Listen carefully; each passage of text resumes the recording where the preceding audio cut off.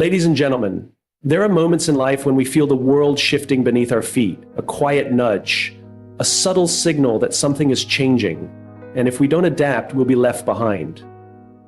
2026 isn't just another year on the calendar, it's a line in the sand. A milestone for those willing to rise, evolve, and redefine what's possible. What you do between now and then will either shape your future or leave you stuck in the past. Here are 5 things you must do before 2026. But before we begin, let's get something straight. These aren't to-do list items. They're transformations. And there's a 6th point that ties it all together. Look around your life, not just at where you're going, but who's walking with you. Because whether you realize it or not, your circle is either your anchor or your engine. They're either keeping you grounded in mediocrity or pushing you to rise into the version of yourself you haven't even met yet. And too often, we underestimate just how powerful their influence really is. Every word they say, every value they hold, every belief they reinforce, these things seep into your mind. And eventually, they start to sound like your own voice. You don't need to be surrounded by a crowd to feel supported. You need the right voices in your corner. Voices that speak truth even when it's uncomfortable. Voices that won't let you settle for average. Think about the people you interact with most. Do they celebrate your growth, or do they only clap when you shrink to fit their comfort zone? Do they challenge your thinking, or do they echo your limitation? Because here's the raw truth. Comfort zones don't grow people. They keep them safe, small, and stuck. And sometimes the people we love the most are the ones keeping us in that bubble, out of love, out of fear, out of habit. But love without challenge isn't love that leads you forward, it's love that holds you back. There's a man I once met whose life took a complete 180, not because of a new job or a lucky break, but because of a decision. He told me he stopped drinking every weekend. That wasn't the transformative part. What changed his life was the group he left behind when he made that decision. He said, it wasn't the alcohol, it was who I stopped drinking with. That stuck with me. Because sometimes the shift isn't about what you're doing, it's about who you're doing it with. The behavior may be the symptom, but the environment is the root. There's science behind this too. Behavioral psychology tells us we are the average of the 5 people we spend the most time with. Their mindset becomes your mindset. Their habits shape yours. Their emotional patterns, their ambitions, their fears, you begin to mirror them without even realizing it. It's called emotional contagion. Just like laughter spreads, so does doubt, so does cynicism, so does apathy. If you surround yourself with people who always look for reasons something won't work, you'll start doing the same, not because you're weak, but because you're human. And humans adapt to survive, especially within groups. But what if we turn that around? What if you chose to surround yourself with people who stretch your thinking? People who speak about dreams like they're plans. People who aren't afraid to say you're playing small when they know you're capable of more.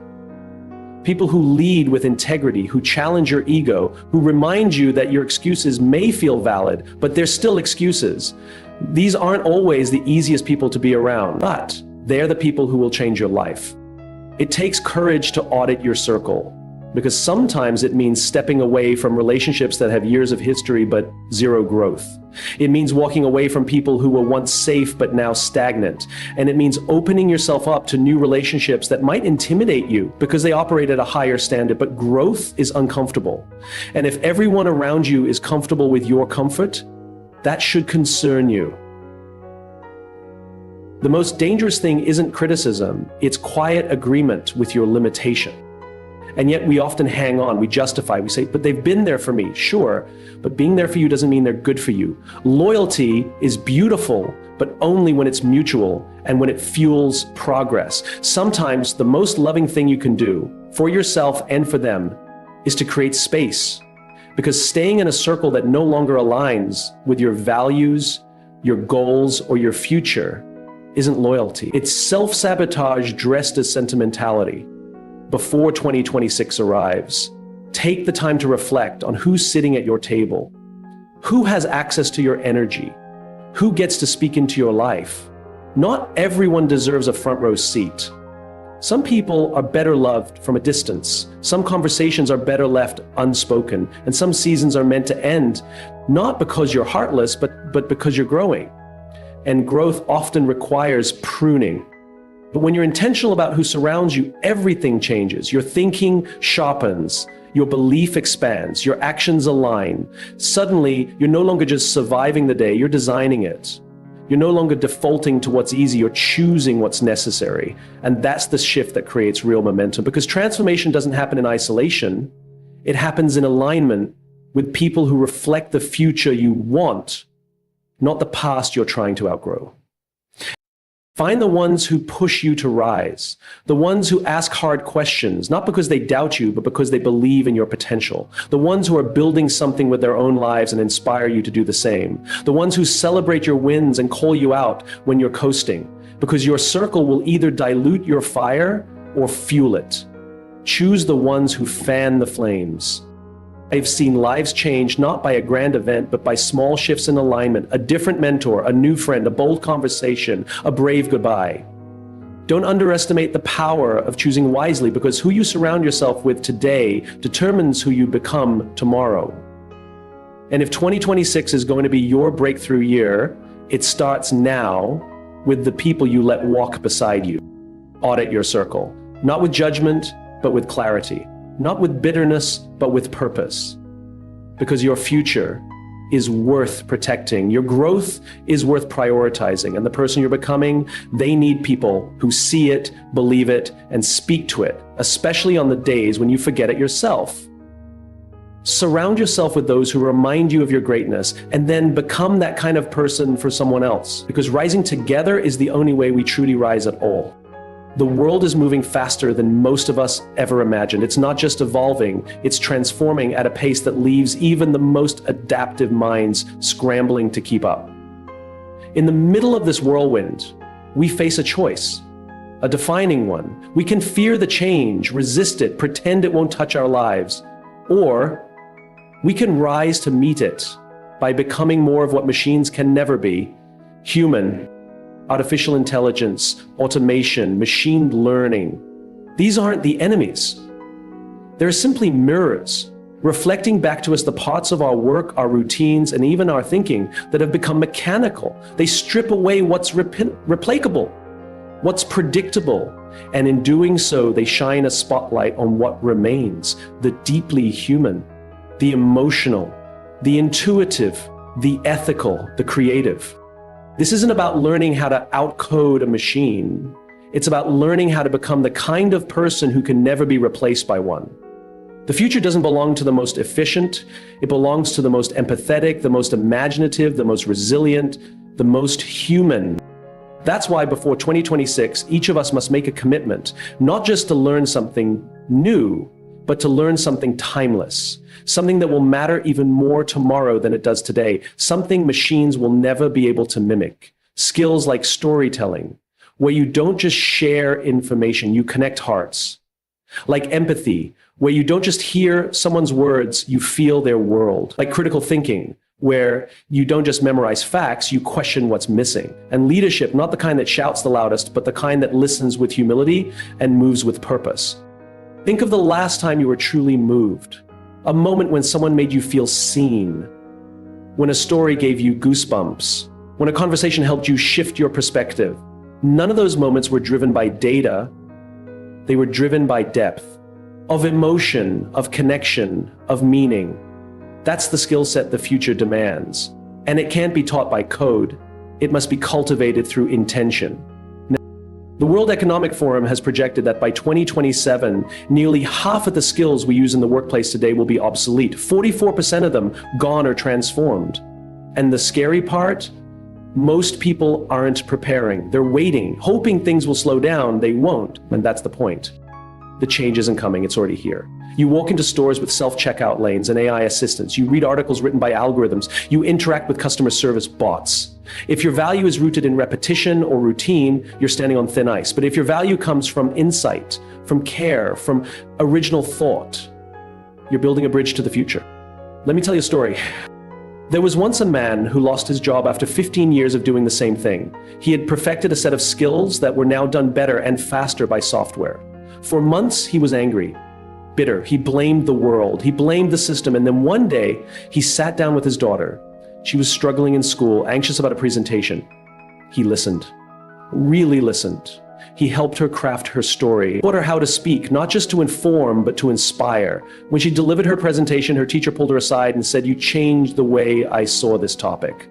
That man realized he had something inside him that couldn't be automated: wisdom, compassion, teaching. And from that moment on, he stopped chasing jobs and started creating value. He became a coach, a speaker, a mentor. He didn't just adapt, he evolved, and that made all the difference.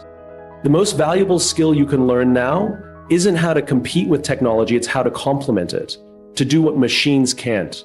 Machines can process, but they can't feel. They can detect patterns, but they can't dream. They can solve equations, but they can't lead people through fear or inspire them into courage. So if you're wondering what to do next, don't just look for what's hot on the market. Look inward. Ask yourself, what part of me can never be replicated? Is it your ability to unite people, to calm chaos, to tell the kind of story that makes someone stop scrolling and start feeling? You are not a job description. You are not a task list. You are not a title. You are a human being with a mind that thinks, a heart that feels, and a spirit that adapts. Don't underestimate that.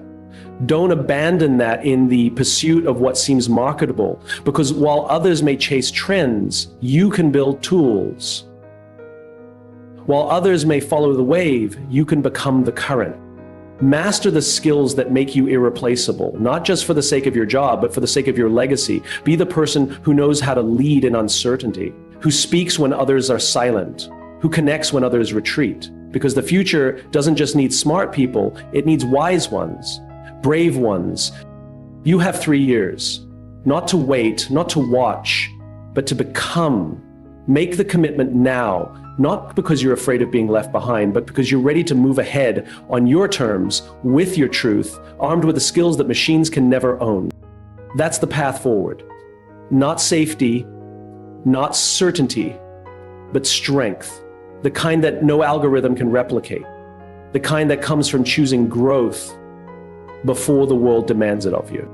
Clarity is power. Without it, we wander through life reacting instead of responding, drifting instead of deciding, compromising instead of committing.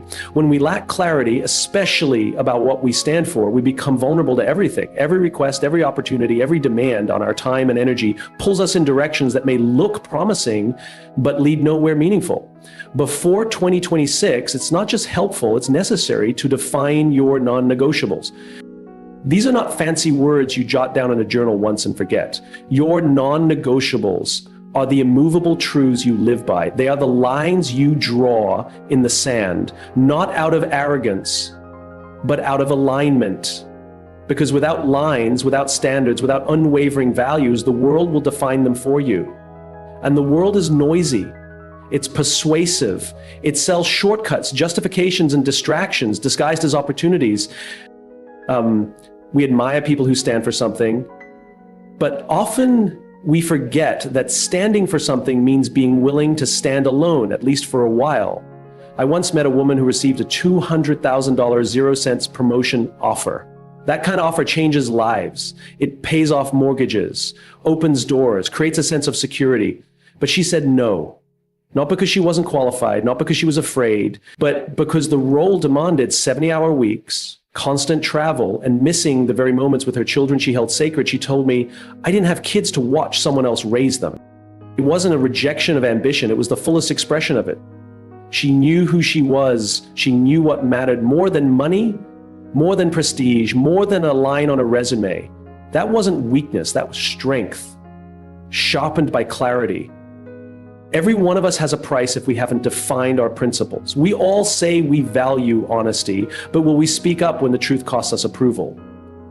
We say we value health, but do we prioritize sleep and nourishment when stress mounts? We say we value integrity, but do we still choose it when it's inconvenient, when no one's watching, when the stakes are high? Your non-negotiables don't make life easier, they make it meaningful. They challenge you to show up when quitting would be simpler. They anchor you when storms hit, and storms will hit. People will misunderstand your boundaries, some will mock your convictions, others will try to guilt you, manipulate you, push you to bend. But here's the secret. What they're really testing isn't your limits, it's your clarity. A leader once told me that every compromise he made in his early career was a trade for short-term applause at the cost of long-term peace. He said yes when he should have said no. He tolerated toxic environments because he feared being labeled difficult. He stayed silent when he knew he should have spoken up. And eventually, he found himself climbing a ladder he didn't want, arriving at a destination he never chose. He burned out, not because he lacked drive, but because he lacked definition. He had never sat down and asked himself, what are the values I refuse to betray no matter what? When he finally did, he rebuilt his life and business around them. Smaller team, smaller office, fewer clients, but more impact, more freedom, more fulfillment, because he wasn't trying to be everything to everyone anymore. He was trying to be himself. There's power in knowing what you'll walk away from, even when walking away costs you. Maybe it's a job that doesn't respect your time. Maybe it's a relationship that belittles your dreams. Maybe it's a lifestyle that looks successful but feels suffocating. Whatever it is, clarity gives you the courage to say, this isn't for me. Not because I'm better, but because I'm clear. We often think resilience comes from pushing through everything, but sometimes resilience comes from walking away with your values intact. That's the kind of strength that doesn't shout but leaves echoes. It's the kind that teaches your children what self-worth looks like. It's the kind that rewrites legacies, not with grand gestures, but with consistent integrity. If you're not clear on your non-negotiables, the world will hand you its agenda. It will celebrate hustle over health, popularity over purpose, productivity over presence. And one day you'll look up and wonder how you got so far from yourself. But if you pause now, if you take the time to define what truly matters, you begin to build a life where decisions feel aligned, not forced, where opportunities aren't just accepted but filtered, where success isn't measured by what you gain, but by what you refuse to lose. Ask yourself the hard questions. What do I protect at all costs? What principles do I hold, even when holding them isolates me? What would I walk away from, even if it made others uncomfortable? These are not questions for the faint of heart. They are questions for the brave, for the ones who know that success without soul is hollow, that comfort without conviction is cheap, that ease is not the same as peace. There will be moments when you'll be tested. You'll be offered something that looks too good to pass up, but it comes at the price of your peace. You'll be tempted to justify, to bend just this once, to tell yourself you'll make it right later. That's the fork in the road. That's when your non-negotiables aren't words, they're actions, they're decisions, they're sacrifices.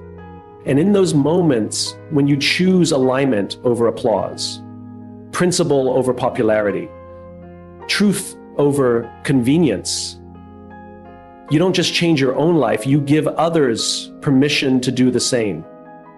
You become the example someone else points to when they say, if they can live that boldly, maybe I can too. So before 2026 arrives, define what matters so clearly that nothing can distract you from it. Write it down, live it out, guard it fiercely, because when you know what you stand for, you'll never again fear what you might fall for. You'll move with purpose, you'll lead with integrity, you'll sleep with peace, and you'll look back not with regret, but with pride. Not for what you built, but for what you refused to trade to build it.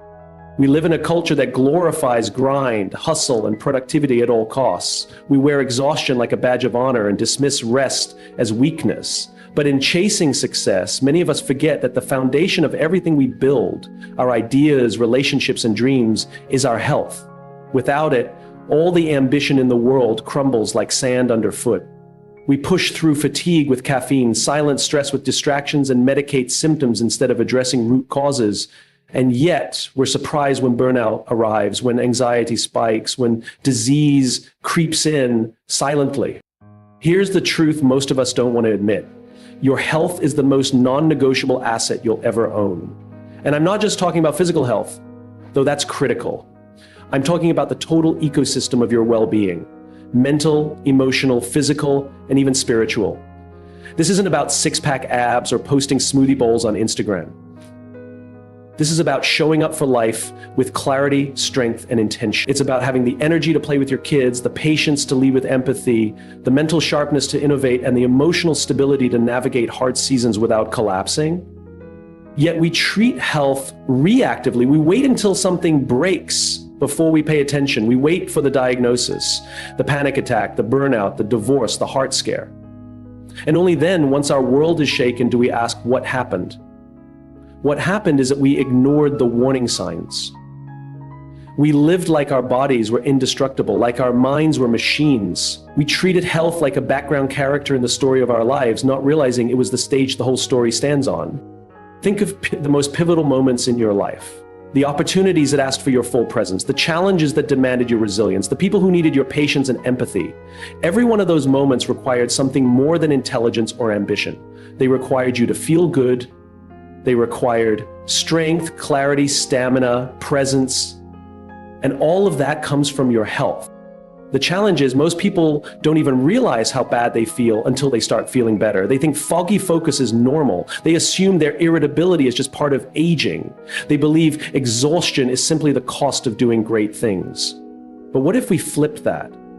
What if we stopped waiting for a breakdown to finally choose vitality? So before 2026 arrives, make a radical commitment to your health. Not a New Year's resolution, not a 30-day cleanse, a relationship. Move your body daily, not as punishment for what you ate, but as a celebration of what your body can do. Walk, stretch, lift, dance. Just move. You don't need a gym membership or fancy gear. You need to make movement as regular as brushing your teeth. Your body isn't a machine, it's a messenger. And movement is how you say thank you for carrying you through every chapter of your life. Eat foods that love you back. That's right, not just the ones you love. There's a difference. You might love a sugar high, but your body crashes for hours after. You might crave processed snacks, but they steal your focus and mood. Choose foods that make you feel strong, light, and steady, not bloated, drained, and dull. This isn't about dieting. It's about fueling your body for the life you want to live. Food is information. It tells your body how to function. Make sure the message is a good one. Sleep like it's sacred, because it is. It's where your brain files memories, where your body repairs cells, where your soul resets. Stop wearing late nights like a medal. Stop sacrificing sleep in the name of productivity. You're not gaining time. You're stealing clarity from tomorrow. Protect your sleep like you protect your dreams, because without it, your dreams stay just that, dreams. Get the blood work done. Stop guessing. Stop Googling symptoms and hoping for the best. Get the data, know your numbers, know your risks. Knowledge is power, and it's a power most people don't use. Preventative health isn't sexy, but it saves lives. Early detection isn't just smart, it's responsible. You get annual reviews for your job, oil changes for your car, tune-ups for your tech. Why not for the only body you'll ever live in? And yes, go to therapy if you need to, which, let's be honest, most of us do. Life is heavy. Grief, trauma, stress, insecurity. They don't just vanish. They root themselves in the corners of our minds and leak into our relationships, decisions, and self-worth. Therapy isn't weakness. It's wisdom. It's self-leadership. Just as you wouldn't ignore a broken bone, don't ignore a breaking heart or an overburdened mind.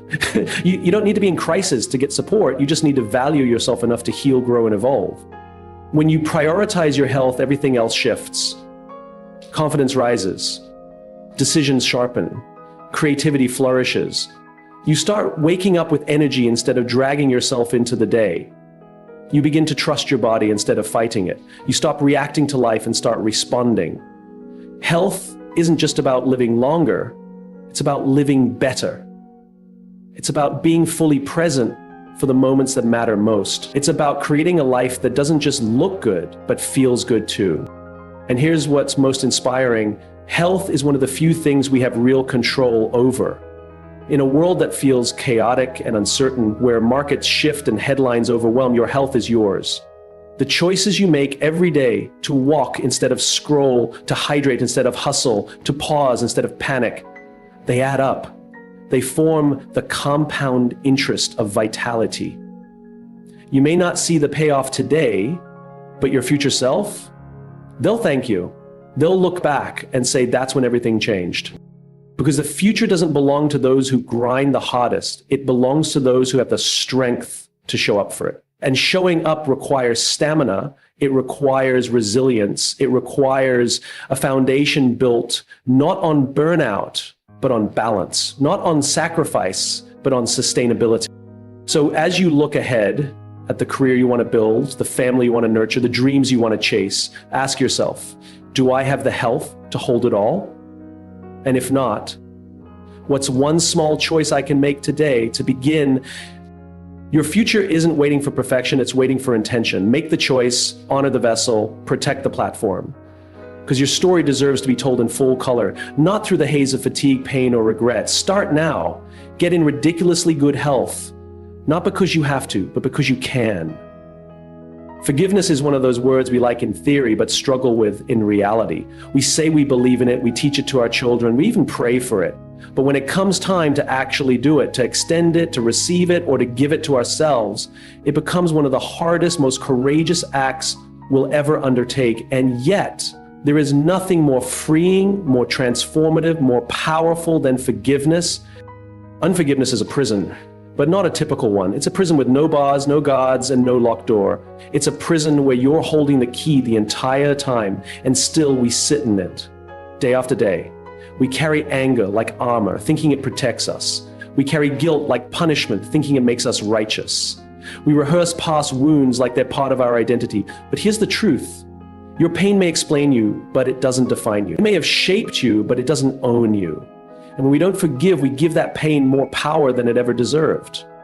I once sat with a man, highly intelligent, professionally successful, admired by his peers, yet something always seemed to weigh him down. For 14 years, he had carried guilt over a decision he made in his personal life, a choice he regretted, a moment that haunted him. And in all that time, he never said the words out loud, never looked at himself in the mirror and said, I forgive you. One day, he did. Not as part of some elaborate ritual, not in a therapy room, just a quiet conversation with himself, honest, raw, real. The next morning, he walked in like a new man, not because his past changed, but because his relationship to it did. He was lighter, not just emotionally, but in how he carried himself, how he spoke, how he looked people in the eye. You could feel it. He wasn't dragging his story anymore. He was finally writing a new one. That's the power of forgiveness. And here's the part no one tells you. It's not about them. Forgiveness isn't about validating what happened. It's not about saying it was okay or that it didn't hurt or that you weren't wronged.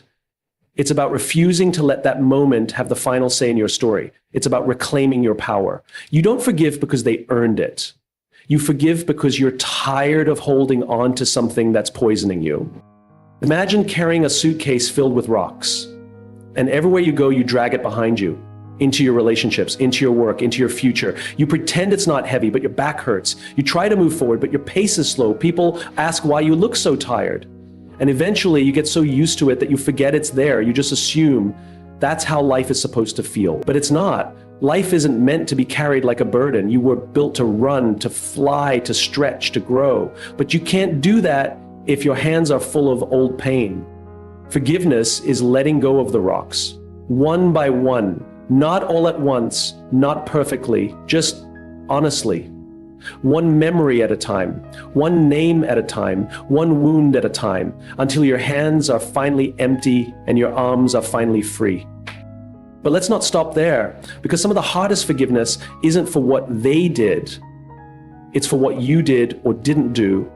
It's the shame we hide, the opportunities we missed, the version of ourselves we still judge. And this kind of forgiveness, the internal kind, is often the most transformative, because when we forgive ourselves, we stop running from the mirror. We start showing up fully, authentically, unapologetically. We stop performing and start living. It's easy to think, I'll forgive once they apologize, or I'll move on when the pain goes away. But healing isn't passive. You don't wait your way into freedom. You choose it, you create it, you fight for it. Forgiveness is the fight. It's not weakness, it's not passivity. It's the strongest thing you can do to say, I am done letting this define me. I'm done reliving that scene. I'm done carrying someone else's mistake on my shoulders. You may not get an apology, you may never get the closure you think you need, but what if you don't need it? What if closure isn't something you receive, it's something you create? What if peace isn't found in the past, it's made in the present? We often confuse forgiveness with forgetting, but they're not the same. Forgiving doesn't erase the lesson. It doesn't mean you invite the person back into your life. It just means you no longer give them power over your peace. You no longer let the moment be your identity. You acknowledge it, you learn from it, and you choose to move forward, stronger, not bitter. This is what we must do before 2026, not because the calendar demands it, but because your future does, because the life waiting for you on the other side of forgiveness is bigger, brighter, and more meaningful than you can imagine. But you can't reach it while standing in the past. You can't evolve if you're anchored to anger. You can't be fully present if part of your heart is still stuck in a moment you never let go of. And it's not just about healing you, it's about who you become when you do. The parent who finally loves without fear, the partner who listens without judgment, the leader who leads with empathy, the creator who creates with courage. That version of you is already inside. You just need to clear the debris so it can come through. The next level of your life doesn't start with more goals or more hustle. It starts with more healing. It begins where you decide to set the weight down. And that decision, as simple and profound as it is, changes everything. Forgive, not because it erases the past, but because it unlocks the future. Not because they deserve it, but because you do. Because freedom is found not in holding on, but in letting go. Not waiting for permission. That might just be the single most liberating sentence you ever internalize, and yet it's the one we struggle with the most. Because from the time we were children, we were taught to raise our hands, wait our turn, ask for approval. Somewhere along the way, we built a belief that big moves require big endorsements, that living out loud required validation, that stepping into our full potential needed some kind of cosmic green light. But life doesn't hand out whole passes for courage. It doesn't mail you an invitation to begin. And if you spend your whole life standing in line, waiting for someone to notice your potential, to wave you forward, to whisper, "You're ready," you'll never take the first step. Because the truth is, no one can give you what you already possess. Before 2026 arrives, you must realize something essential. There is no committee meeting somewhere deciding your worth. No one is going to call you and say, "Today's the day you're finally allowed to be bold." You are the only one who can grant yourself the permission to start. Start messy, start scared, start small. But just start. I once met a man who spent 14 years dreaming of opening a bakery. 14 years collecting recipes, drawing logos, imagining his store layout. But he was waiting for more savings, for better timing, for someone to say, "Go for it." He came to a realization one morning while scrolling through social media. Someone had opened a bakery down the street with the exact same name he once dreamed of. Different person, same dream, same idea, but one of them acted and one didn't. Here's the hard truth. When you wait, someone else will act. When you hesitate, someone else will leap. The people who will thrive in 2026 aren't necessarily the most talented, the most connected, or the most prepared. They're the ones moving, the ones willing to build the bridge while walking on it, the ones who stopped rehearsing and started doing. We keep thinking clarity comes before courage, but it doesn't. Clarity comes from movement. You don't find your voice before you speak, you find it by speaking. You don't become a leader by reading leadership books. You become a leader the moment you make a choice to lead without a title. You don't write the perfect first chapter and then become a writer. You become a writer the moment you type the first word. The first step isn't supposed to be flawless. It's supposed to be taken. So what are you waiting for, really? Ask yourself, are you waiting for a degree? For someone to notice your potential? For your family's approval? For a sign from the universe? What if the only sign you need is the ache in your soul that won't go away? The quiet voice that keeps whispering, "There's more." That's not just a daydream, that's direction. I once spoke with a woman who told me she had wanted to go back to school for over a decade, but kept saying, "It's too late." She was 42. I asked her how old she'd be in 4 years if she didn't go. 46, she said. "Exactly," I replied. "You'll be 46 either way. The only question is whether you'll be 46 with a degree or still wishing you'd started." She applied the next day. There is no such thing as the perfect moment. There is only now. The stars will never fully align. The fear will never fully disappear. The voice of doubt won't go away. It'll just grow quieter the more you prove it wrong. And make no mistake, taking action will feel terrifying. It will feel clumsy, lonely, chaotic, but it will also feel alive. There is no greater high than doing the thing you once believed was out of reach. Some of the most impactful movements in history weren't started by people who were ready. They were started by people who were tired of waiting for society to evolve, tired of waiting for doors to open. So they kicked the door down. They didn't wait to be qualified. They became qualified by showing up again and again and again. Passion is loud, but conviction walks into a room and doesn't ask for applause. It gets to work. Here's something powerful to remember. Nobody who's doing more than you will ever judge you for trying. The ones who mock, doubt, or criticize, they're still sitting on the sidelines waiting for their moment. Don't let their hesitation become your hesitation. Your life isn't meant to be a performance you perfect in private. It's meant to be a bold experiment in becoming. So run the test, launch the project, make the call, move to the city, say I love you, say I'm sorry, say yes, say no. Whatever your next chapter demands, answer it. The people who are building their own constellations are doing so because they realize something simple. The stars don't need to be in the right place. They just need to be seen from the right perspective. When you move, the entire sky shifts. What once felt impossible becomes inevitable. What once felt distant becomes close. What once felt too hard becomes habit. You don't need more time, more money, or more approval. You need belief. Belief that what you've been carrying inside you is real. That your dreams aren't delusions, they're directions. That you weren't given this vision just to fantasize about it, but to realize it. You really have everything you need. You have today, you have this breath, this heartbeat, this fire in your chest that refuses to be extinguished. That's not random. That's purpose. Pounding on the walls of your comfort zone, begging to be let out. Before 2026, decide that you are done waiting, not because everything is perfect, but because you are done living in pause. There is no one coming to crown you ready, no spotlight about to turn on, no permission slip that makes this all less scary.